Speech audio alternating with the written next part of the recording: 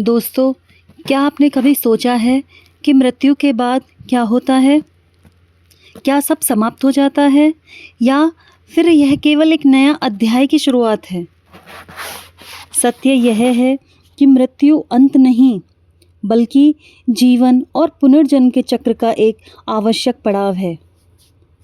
बहुत समय पहले एक शिष्य ने भगवान बुद्ध से यही प्रश्न पूछा, गुरुदेव, जब मृत्यु आती है तो आत्मा कहाँ जाती है? क्या सब यहीं समाप्त हो जाता है? बुद्ध ने शांत स्वर में कहा, नहीं, मृत्यु केवल एक दरवाज़ा है। जिस तरह कोई दीपक बुझने से पहले दूसरी लौ को जन्म देता है, उसी तरह मृत्यु भी केवल एक रूपांतरण है। शरीर समाप्त होता है, लेकिन चेतना, आत्मा आगे की यात्रा पर निकल पड़ती है।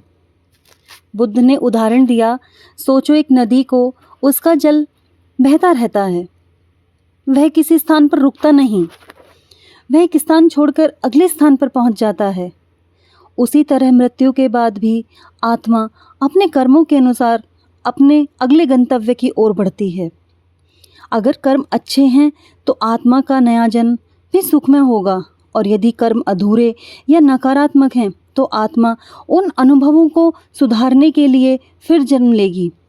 मृत्यु और जन्म का यह चक्र तब तक चलता रहता है जब तक आत्मा पूर्ण शांति, निर्वाण को प्राप्त नहीं कर लेती।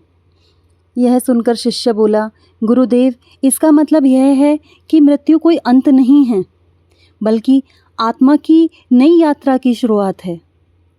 बुद्ध मुस्कुराए और बोले, सही कहा, इसलिए मृत्यु से मत डरो, बल्कि ऐसे कर्म करो कि अगला जन्म और भी उज्जवल और भी सुंदर हो। दोस्तों, ये कहानी हमें यह समझाती है कि मृत्यु के बाद जीवन का समाप्त नहीं होता। आत्मा अपने कर्मों के आधार पर पुनर्जन्म लेती है। यह चक्र हमें याद दिलाता है कि हर दिन, हर कर्म, हर विचार की कीमत है। इसलिए हमें ऐसा जीवन जीना चाहिए कि जब मृत्यु आए तो हमें पछतावा ना हो, बल्कि आत्मा अगले जीवन की ओर गर्व और शांति के साथ बढ़े। तो दोस्तों, आइए आज से हम अपने जीवन को अच्छे कर्मों, दया, करुणा और सकारात्मकता के साथ भर दें, क्योंकि मृत्यु सिर्फ एक ठहराव है। उसके बाद आत्मा नई यात्रा पर निकलती है। जीवन और मृत्यु केवल अध्याय हैं, और आत्मा वह कहानी है जो निरंतर आगे बढ़ती रहती है। इसी के साथ मैं अपनी इस कहानी को यहीं समाप्त करूंगी। अगर आपको मेरी ये कहानी अच्छी लगी हो तो प्लीज़ मेरी वीडियो को लाइक, चैनल को सब्सक्राइब और दोस्तों के साथ शेयर ज़रूर कीजिएगा। धन्यवाद। जय हिंद।